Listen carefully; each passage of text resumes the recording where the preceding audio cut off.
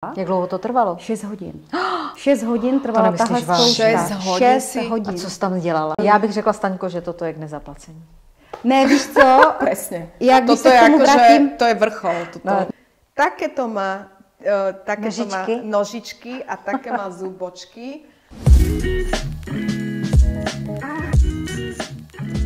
Ahoj holky, ahoj kluci, chlapi, babi. Já vás vítám všechny tady u druhého dílu podcastu Fakta.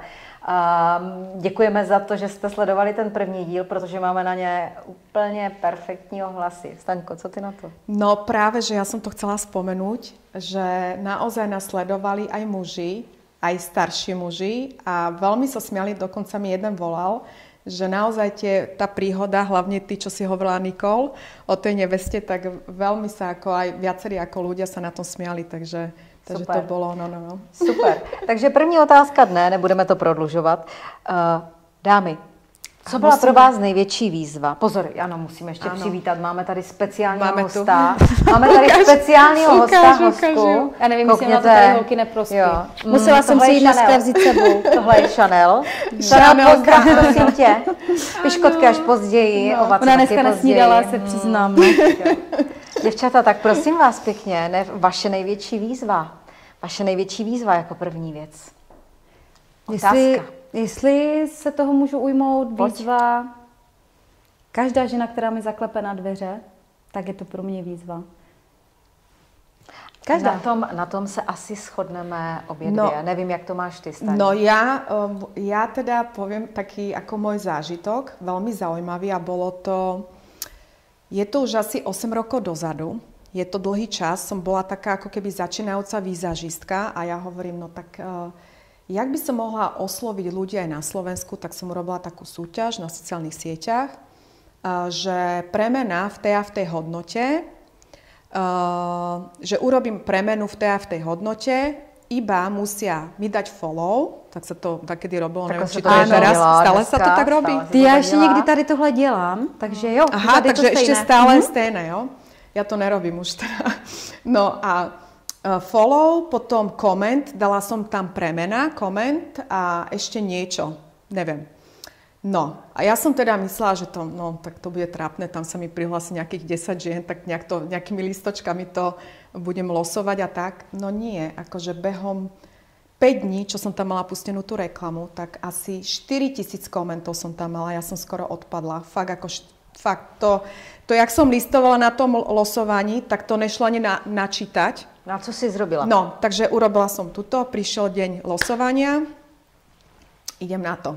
Takže natáčam, losujem a teraz zrazu zastanem prstom na jednom mene. A kdo to byl? Otvorila som to, neuveríte, dievčatá, bola to žena z nemoci, čo je bez vlasov, alopecia. Takže títo ľudia, ktorí trpia touto nemoci, tak oni nemajú vlasy, obočie, řasy, nič. Proste ochlpenia tak. A ja, že tak, toto je pre mňa veľká výzva. Tá pani bola zo Slovenska, ona bola ochotná, ja keď som jej zavolala, alebo najprv zavolala, tak ona, že ja určite prídem, proste ja to chcem. Odkud dorazila? Zo stredného Slovenska dorazila s priateľom. Ja som ju potom ešte pozvala aj s priateľom na obed. Potom som ju ešte odviezla na vlak, pretože prišli vlakom. Oni dokonca vlakom prišli. A ona to chcela a tá premena tam bola aj, že manikúra tam bola, vlasy, nejaká možná už nejaká kozmetická starostlivosť, ale hlavne to ličenie. Takže dievčatá, moja taká prvá výzva 8 rokov dozadu, zo startu bola hneď, pretože ja keď som chodila do školy, do Prahy, jak som robila tie kurzy, tak pre mňa najťažšie sa naučiť bolo obočie. Jak to máš ty, Nikol, ako výzažistka? Obočí, to je rám. Obočie a teraz ste ženy, ktoré chodia ku mne, ja som z toho úplne na nervy. To je obočie, jedno vyššie, jedno nižšie, vytetované, zelené, modré, fialové, oranžové, červené, to sú farby všetky tých obočí. Ja konkrétne by som normálne tie, ktoré to robia a nevedia to robiť, tak ja by som ich zatvárala za toto. Pretože to Jak si niekto môže dovoliť vytetovať obočie a vie, že je krivé a nechá tú klientku odísť s tým, že vytetovali obočie na krivo. A ešte vlastne oni to merajú nejakými, ja neviem, či to majú nejaké pravítka. Jak môže niekto vytetovať zlé obočie, keď má na to pravítko? OK, takže tohle beru jako největší výzvu. Počkajte. Namalovat slečnu nebo paní, která má na malovať, líčiť obočie, ktoré urobila tá brovistka, jak sa tomu povie, tá taterka, ktorá namerala obočie s pravítkom, ale je celé krivé. Takže toto je pre mňa výzva líčiť takéto obočia. A plus tá moja klientka, ktorá prišla zo Slovenska. Ale to bola tak krásna skúsenosť, ja som s ňou prežila nádherný deň, aj s jej priateľom, nádherný. A keby ste videli, toto je možno aj pre mňa také, prečo to vlastne celé robím, že keď tie ženy, ja mám veľmi veľa klientiek, ktoré keď ja naličím a pozrú sa do zrkadla, tak veľa z nich má slzy v očiach. A to je největší poděkování. Majú slzy v očiach od radosti, že vlastne oni sú prekvapené z toho, že sú pekné. Sami ze sebe. To je ten paradox, že oni sú prekvapené, pozrú sa na seba do toho zrkadla, majú proste urobené vlasy, make-up, sú nejak oblečené a oni sa vlastne zlaknú samých seba. V dobrém slova smyslu. Že sú krásne, že ona si proste v tej hlave povie, však ale ja som pekná, ja som krásna žena.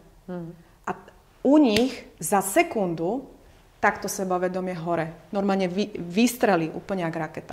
Takže u této paní s alopecí se stalo to presne tež. sa stalo, sa rozplakala mi. Ja som samozrejme plakala tiež, pretože ja som empatická v týchto veciach. Ja sa rozplačem pri neveste, jak ide dole, že vždycky to počkam tú chvíľu, keď nevesta ide k tomu s tým otcom, že za tým ženichom, tak to je... A ona sa rozplače, takže obrovitánska je pre mňa tá interakcia proste s tou klientkou, že no proste súcitím s nimi. Že oni sú šťastné. Perfektní, skvělá Takže skvělá záležitost. ako fakt, to je pre mňa také ako no. Nikol. Já to mám stejně se Staňkou, no. Jako když přijde žena, která... Dneska nemůžu mluvit děcka. Mě teď, kdyby, já nevím, já si nemůžu normálně rozmluvit dneska. Jenom asi budu jako poslouchat. myslíš, když přijde žena bez těch řas, bez těch vlasů, s pigmentovými skvrnami, taková přišla? Taková někdy za tebou přišla a tu si měla líčit, nebo jsem to nepochopila správně? Počkej, co jsem ti chtěla No ta výzva, největší výzva, kterou si kdy v životě potkala. No já navážu stejně na to obočí, protože teď se mi stalo nedávno, je to nedávno, přišla nevěsta, přišla na zkoušku a bylo to o tom, že každé obočí měla, tak jak ty si bylo říkala. Bylo jinak vysoko. Ale neměla ho natetované. A když jsem jí dělala zkoušku, tak jsem se snažila ho udělat symetricky. A když jsem jí udělala jedno, protože všechno kontrolovala, když jsem jí nalíčila jedno obočí, tak jsem se jí na to ptala, jestli to takhle může být. A ona říká, no uvidíme, jak bude vypadat druhé. A já jí říkám na to, no budu se snažit, aby vypadalo tak stejně jako to první. No a když byly teda obě nalíčené, tak mi řekla, že když už jsou dvě, tak už je to moc. Dva oblouky, tak už je to moc. Dvě obočí už bylo moc, jedno bylo super, dvě už bylo moc. Takže to byla pro mě výzva... Počkej, to nechápem ani to mi vysvětlí. To nešlo vysvětlit, protože já dodnes to nechápu. Díky bohu, já jsem si tuhle slečnu vyfotila, když přišla, protože měla jako svoje líčení. Vyfotila jsem si... Někdy to dělám, protože když mi přijde klientka nalíčená, tak a je jenom jemně, protože je z práce, přijde z práce, tak si ji tak nalíčím jenom, abych věděla, jak tak jako plus minus vypadá, protože pod tím make-upem se samozřejmě jako výrazně změní. Když je to nevěsta, protože je to foto make-up. A teď, když jsem mi to teda dolíčila, tak mi řekla, že je to moc. Že dvě jsou moc už. Že jedno bylo super, dvě jsou moc. Jako myslíš, že chtěla odejít s polovinou tváře, která byla úplně nenalíčená? Já právě vůbec nevím. Já jsem vím, že v tu chvíli, protože to líčení bylo fakt hodně dlouhé, ta zkouška byla asi jedna z nejdelších, to byla asi největší výzva. Jak dlouho to trvalo? 6 hodin. 6 6 hodin trvala tahle zkouška. 6 hodin. A co jsi tam dělala? Co si tam robila? Ze začátku, když tahle nevěsta přišla... A to je s vlasmi alebo bez? Bez vlasov, 6 hodin make-up. 6 hodin make-up. Tak teraz 6 hodin zkouška. Teraz aspoň vidíte, to je šílené. Teraz normálne tu vidíte, za čo si my pýtame peniaze. 6 hodin. 6 hodinový make-up. Hej? Že 6 hodin. Já bych řekla, Staňko, že toto je k nezaplacení. Ne, víš co? Presne. Já když toto se je k tomu ako, vrátím, že to je vrchol. na začátek, tak mi právě přišla, že se moc nelíčí a že nechce žádné stíny. Když odcházela po 6 hodinách, měla stíny jak na večerní líčení, jak kdyby šla na party. A právě když měla ty 2 obočí, tak mi řekla, že je to moc. A já jsem vzala ten telefon, protože mi říká, víte co, Nikol, ono by možná, protože já jsem se samozřejmě ptala a pídila jsem se teda, v čem je to moc, jako, jak to je, říkám, já už jsem jí potom, protože já jsem to s ní nemohla vytáhnout, jsem jí vzala za rameno a řekla jsem jí, víte o tom, teda uvědomujete si, že ty obočí jsou 2, jo, že jsou 2, protože jedno bylo super, 2 jsou moc, já říkám, já už jsem fakt po 6 hodinách byla hodně unavená. A potom jsem jí i říkala na konci, jestli by nebylo lepší, aby se třeba nalíčila sama nebo si našla presne. i někoho jiného, že to asi není v mé moci. A nemyslela jsem to zle. Že tam prostě mezi vámi neprúdila nějaká... Já jsem se fakt snažila, vždycky se snažím u každé klientky, ale tohle bylo fakt náročné. Ale někdy to tak je, že si prostě si nesadněte. No poslouchej, ale víš, jak to dopadlo? Dopadlo to tak, že jsem vzala ten telefon, roztáhla jsem ten displej, protože mi řekla, že by se jí to možná líbilo, ale musely by být ty obočí symetrické. To nemyslíš vážně. A já jí říkám, obočí nejsou dvojčata, jsou to jen takové sestry, které mají být hodně si podobné, ale nejde to úplně prostě udělat tak, aby celá to bylo... polka těla je každá jiná. Ano. No, ale protože už jsem fakt byla z ní... Vyčerpaná. Ano, tak jsem vzala ten telefon, podívala jsem se, takhle jsem si to jako zvětšila a šla jsem za ní s tím telefonem a říká mi, myslíte tuhle symetrii? Teď se na mě dívá a říká, takhle jsem k vám přišla, takhle jako já chodím. Kolik jí bylo? Ty, já to tak jako moc nevím, protože... Do 30? Do 30 možná, no. Tak jako do 30. Lenže toto je veľmi tiež dôležité, že tým dievčatám ukázať, že kde je vlastne pravda. Kde je tá hranica? Počkaj, aj z dobrej, aj z dobrej, akože z takej z tej dobrej stránky, ale aj z tej zlej. Že ja aj keď ku mne, prepáč, že som ti skočila do toho, keď ku mne prídu dievčatá, tak ja im vždycky poviem, že keď budú mať pocit, že ich chcem kritizovať, alebo že im poviem ako keby niečo zlé, tak nech to aj hlavne na takých tých kurzoch líčenia, nech to neberú osobne. Nech to berú tak, že som ich sestra alebo mama, ktorá ich chce niečo naučiť alebo ktorá im chce povedať tú pravdu, aby oni začali o tom vlastne premýšľať. Počkej, a možno ona kritizovala celou dobu mě.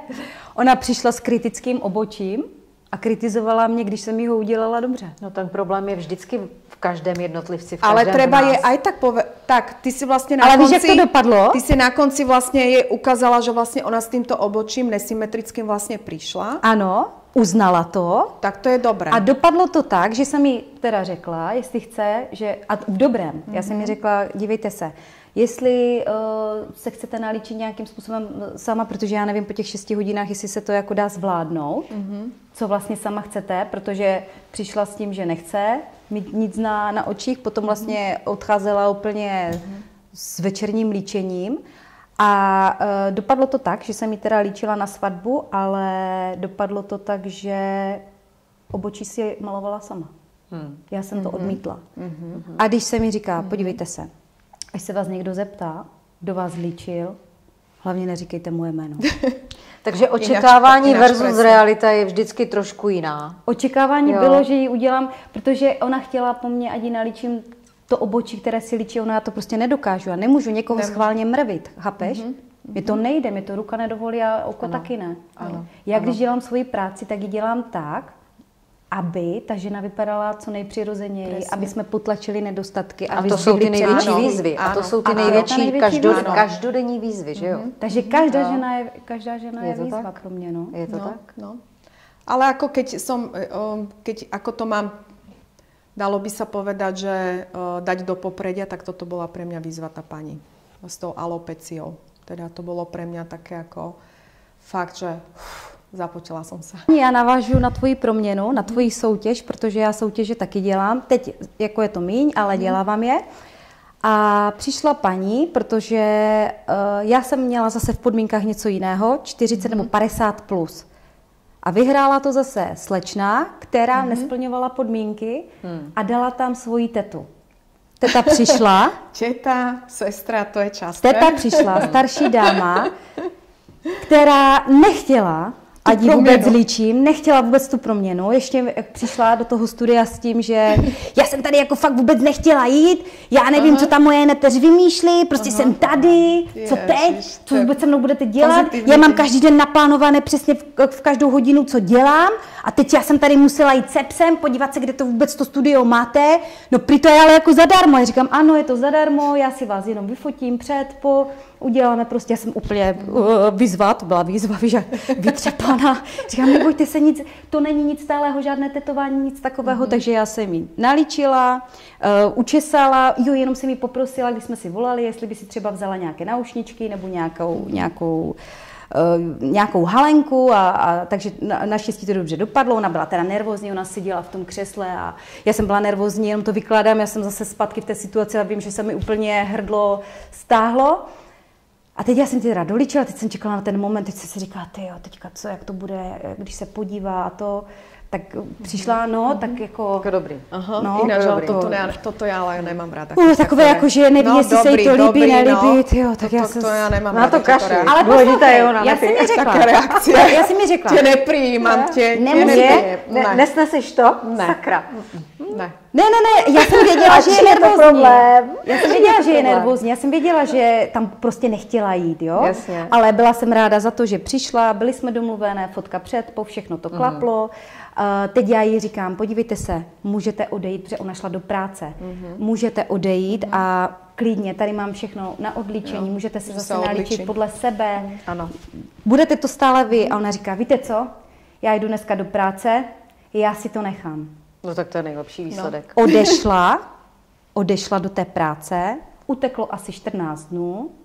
Tenkrát to jsem ještě lepila řasy, to si pamatuju, jak dneska lepila jsem řasy, měla jsem tam klientku, volá mi nějaký hlas, nějaké číslo neznámé, zvednu to a v tom telefonu. Dobrý den, paní Rusková, já vám volám až teďka po 14 dnech, já vám musím říct zpětnou vazbu. To já jsem samozřejmě... Do dnešního dňa jsem mala make-up na sebe, ne? Ne, make-up nebyla. Ona říká, tak já jsem vám v práci, vytírám tu chodbu. Přišla jedna sestřička, zdravím, tak se jenom tak podívala, dobrý den. Vytírám, šel doktor, zase jenom tak jako, že dobrý den, všichni se tak jako tvařili divně. Ona říká, Nikol, nikdo mě v nemocnici nepoznal. Ona říká, já vám volám až teď, mě to chvilinku trvalo, než jsem ji zařadila. A ona mi volala asi fakt po 14 dnech, kdy mi říká, mě nikdo nepoznal, já jsem se cítila jak největší celebrita a musela jsem to zavolat až teď, protože z toho má až teď jakoby pořád těch 14 dnů ten požitek.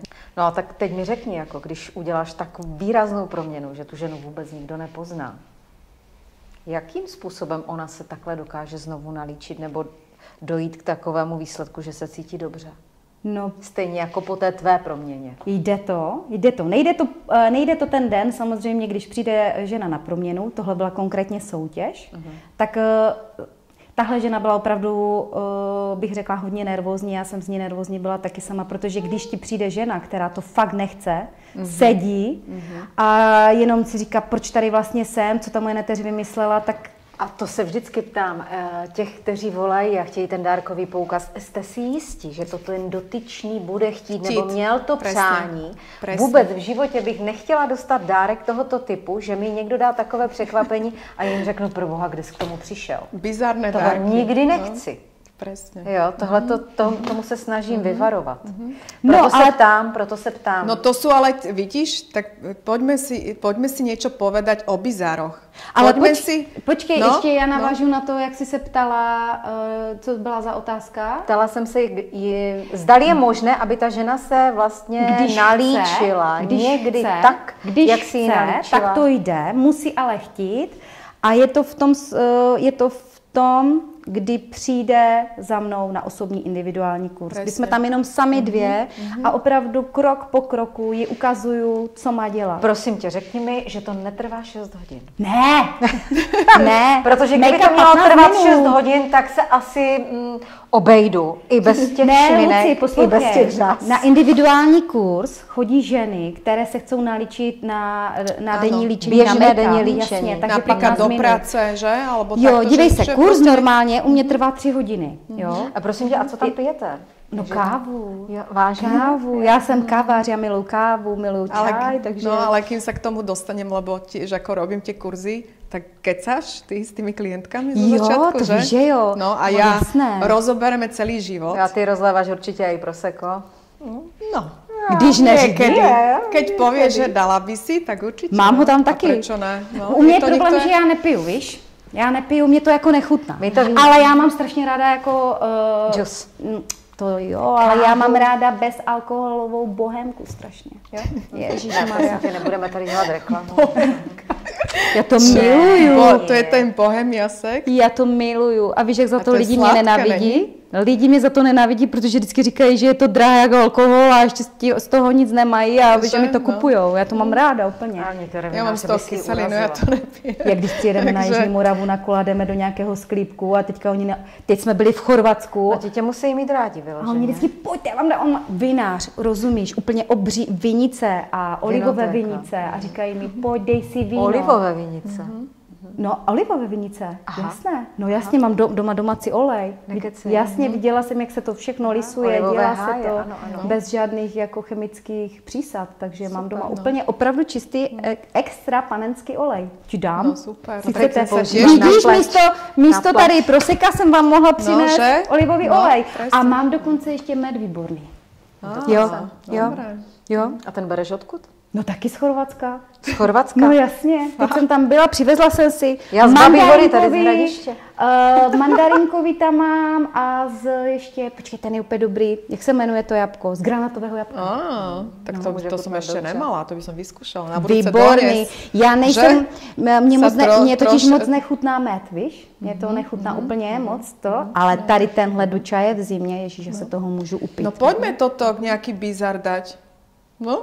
Nedáme? S čím? Já? Ako? No tak, akože ty, Luci, no tak Luci, ty tady vůbec teraz nemluvíš. ty vůbec tu sedíš ty jenom sedíš na okrasku. Jak v rece. Já čekám, že dámy, že se zeptáte. V rece zemiakov. Já jsem chtěla vás nechat vykecat, vy jste tak strašně ukecaná. Čekala jsem, jestli přijde nějaká ale otázka. Ale to nemůžeš každý diel toto hovoriť. Môžem, tak no čekám, že sa zoptáte. No tak Ľudská, tak povedz. Tak teraz sme sa bavili vlastne o výzvach. Že teraz, aké sú výzvy pre nás, a ty si sa nezapojila, nemala si možnosť. Tak teraz ja sa ťa pýtam, taký akože, čo je pre teba bizar? Taký akože, tá druhá strana toho, hej? Bizar, když za mnou přijde od vás ta klientka, namotivovaná, nalíčená, dobře, pozitivně nalazená, tak ten bizar je, když přijde nějaký typ ženy, a přijde s tím obrázkem z toho Instagramu. Kim Kardashian. Třeba a přijde holka, 1,70 m, 50 kg a chce vypadat jako Kim Kardashian. Tak přemýšlím, kde jí nafouknu ty boky, ty stehna, ty prsa, kde to udělám. Jako jo. Přitom se dívám na Kate Moss a ona chce být Kim Kardashian. Tak to je bizár, když ona to nevidí, necítí, Juraj, ty to necítíš, si říkám tak sama pro sebe, tak nevím, jestli mám nalít jí to víno nebo sobě to víno. To je fakt těžké, fakt je to těžké. Potom chce prodloužit třeba nechtová lůžka nebo prodloužit vlasy. Tak si říkám, nevím, jestli jsem tady správně a říkám si, jestli už bych náhodou neměla skončit. Ale potom, ale ono, bizár je vlastně ta výzva skoro, protože ty výzvy jsou právě takové. Já bych řekla, že každá žena je výzva. Každá žena je výzva, každá přichází s jinou energií, každá vypadá jinak, každá má jiné dovednosti komunikační, každá přijde s jiným arzenálem, některá přijde krásně nalíčená, upravená, jiná přijde zase úplně neupravená, a teď to nemyslím vůbec nějak zle, ale bohužel nemá umyté vlasy. Je to hru, prostě, ne, normálně to povedz na tvrďaka. Mám to říct úplně na prdo? Normálně to povedz. Normálně kašle na sebe. Normálně to povedz presne. A chce skvělou fotku. Vlastne to je tak. My máme nejaké očakávanie. Dobre, už oni mají taky ale nějaké očekávání. Ja viem, ale už neexistuje to heslo, jak dakedy, ja neviem, z prvej republiky, alebo odkiaľ to bolo, že zákazník náš pán, to už neexistuje. Podľa mňa teda, že už to neexistuje. Podľa mňa by to malo byť taký ten konsenzuálny prístup, že teda keď tá klientka chce niečo odo mňa, aby nejak vyzerala a chce aspoň sa priblížiť nejakej tej nejakému svojmu vzoru, chce skvělý výsledek, tak ona takisto musí vlastne urobiť niečo preto, aby ona tak vyzerala. Abych ja byla spokojná. Ja nemôžem robiť divy. Ja neurobím divy. Proste za 2 hodiny toho make-upu, ale ani ty neurobíš. Ani urobím. Malé divy urobím, ale nie veľké. Ja si myslím, že je super, keď je tam fakt ako taký ten konsenzuálny prístup. Holky, prosím vás, co se týká beauty trendu, co byste zakázali? Co byste vyloženě zakázali? Nikolka, začni ty teda. Co já bych zakázala? Já si myslím, že my máme taky rovnaký vkus. Přesně. Když se budeme bavit teďka, trendy 25, ano. Přirozený make-up. Přirozený make-up. Počkej, to jako nechci zakázat, že je přirozený make-up. Je teď přirozený make-up. Chvála Bohu. Ale mladá generace má teďka pořád stále více a více napichané rty. No. Dávají si dokonce... Ne. Takže jako s měrou, to chci právě říct, že jsou dvě takové, že ty mladé holky si myslím, že právě chcou být trendy, kde je ten přirozený make-up, ale oni jdou proti, protože přirozené nejsou. Presně. A nechápu, jak se 20letá slečna může chtít nechat napíchat. Tak. Holky, a dá se to nějak odstranit? No, dá se to rozpustit, áno, to sú také ako keby rozpustné nejaká látka, ktorá to naozaj rozpustí, aj vlastne také, čo sú v tom podkoži, hej. Je niečo, neviem, jak sa to volá, ja neviem, ale existujú a dávajú si to, paradox, že tie dievčatá si to teraz dávajú rozpúšťať. Že oni si to napichali a potom ich stretnem a ja pozerám, že nejaké máš menšie pery, že ti to splaslo. Ona, no dala som si to rozpustiť, lebo môj chlap už sa na to nemohol pozerať. Ja, že no, ani sa mu nečudujem, lebo však to je otrasné úplně. Všeho s mírou. Já nejsem proti tomu, aby si žena pomohla. Nejsem proti tomu, presne, ale musí to být přirozené. Prešla, a ne, že mi přijde 20letá slečna, která má počkaj, ale 20, keď si to začnú robiť, ja ju nechcem vidieť, tú babu, v 45-ke. Ako nechcem ju vidieť normálne. Ja neviem, jak bude vyzerať v 45-ke. Keď 20-ke ste nech všetko napíchať, všetko. Oni, tí doktori, samozrejme hovoria, čím skôr, tým lepšie. Vážne? Nie. Ne, to tak vôbec není. Money. Hlavně víš, jak já to vnímám ve svých 43 letech? Já to vnímám tak, a říkám to i své dceři, které je 20, tak ji říkám, Nelly, neblbni, nikde nechoď na žádné silikony, jsi krásná, nechoď nikde, protože za chvíli všechny budete vypadat stejně. Presne. Dojazvené prsty. A myslím si, rakoviny, že potom bude vzácnost, když někdo uvidí mladou slečnu, která je bez jakéhokoliv umělého vylepšení. To si myslím. Já mám za sebe takový jako i zvláštní pocit, když přijdu na bazén a mě je taky 43 a nemám na sobě jediné tetování ani žádnou jinou úpravu a připadám si docela jako divně, když koukám kolem sebe a všichni jsou takový jako jiní. Oni jsou stejní, ty si totiž jiná, víš? Luci, aj to si už necháme u dievčatá odstraňovať. Tetovania, obočie, na tele, a oni boli ešte farebné, oni mali potetované celé ruky, chrbaty. Všetko idú dávať preč, pretože už zistili, že to je celé blbosť úplne. Ale ja sa ešte vrátim teda k tomu, že čo ja ako nemusím. Dneska tu fakt kritizujem, prepáčte dievčatá, ale proste dneska tu kritizujem, lebo ja vás chcem mať pekné. Proste chcem vás mať ne podľa svojich predstav, ale podľa toho, jak sa vám to hodí. Preto by som niektorým z vás dala dole proste to obočie, ktoré máte zelené, žlté, oranžové, tie žasy, ktoré máte, ako je to tam otrasné, nehodí sa vám to, že ja proste, vždycky, keď vás vidím, dievčatá, ja chcem, aby ste vyzerali dokonale, ako princezny. Ale s niektorými časťami, alebo niečím, čo máte na tvári a čo ste si dali urobiť, to nefunguje, nejde to dokopy. A ešte sa vrátim k tomu, že teda ja som alergická na umelé žasy. Ja som ich ináč nosila, zase nemôžem tu hovoriť, že teda nemala som nikdy botox alebo toto, hej. Nosila som umelé žasy a mi stále niečo na tom vadilo, že keď ja som sa odfotila, to som bola o mnoho mladšia ako teraz, tak stále som mala také privreté oči, stále ma to tam píchalo tie žasy, stále ma to sviedilo, jo, a hovorím, ne, idem si to dať dole všetko. No a napokon jedného dňa som videla takú dievča, obsluhovalo v kaviarni a mala krvavo červené oči. Krvavo červené, mala riasy, také tie extrémne riasy a medzi tým mala úplne krvavé. A ja jej hovorím, že môžem vám niečo povedať, že ja si myslím, že vy máte nejaký zápal spojiviek alebo niečo, pretože vy to máte úplne krvavé. A ona, áno, ja mám zápal spojiviek. Viete, čo mi povedal doktor? Že v tých žasách žije jeden brouk, preložím to v češtine, volá sa Komodex, tak nejak sa volá. Ja som si ho našla na Google, som si ho vygooglila. si taky googlila, ja googlila. On vyzerá jak táto, taký, no, jak housenka, áno, český, husenica je slovenský. Takéto má nožičky a také má zubočky. A presne tento chrobáčik žije tuto v tom a vám obžiera, čo si neumiete každé ráno, pretože dievčatá, ktoré majú umelé žasy, sa neumývajú. Aha. Oni sa neodličujú, neumývajú, pretože oni si myslia, že oni si dajú dole tie žasy. Takže oni na čo? Oni sa umýjú takto. Ráno. Tak? A tak. No nekecej. Počkat, ale já se umývám. Počkaj, ty to máš? Já mám, já mám. Umýváš se? Jo, normálně, od Idenel. Hej, no ale umýváš si tie žasy? Jasné, bo bych to nesnesla. No ale sú nejaké pény, mne dávala vtedy, keď ja som mala umelé žasy, tak mne ona, tá kočka, čo mi ich rodila. A to už asi hodně dávno. No hodně dávno, ale tak teraz musí být úplně perfektné pény na tie žasy, že... Jsou pěny. Že sú pény na to, no. Jo, no, ale hovorím, že povedala mi to dievča, malo také ako mastné to všetko, pretože mala nejaké antibiotické no a povedala mi, že tam žije brouk a vyhľadala som si, vieš o tom, že tam žije? Vím.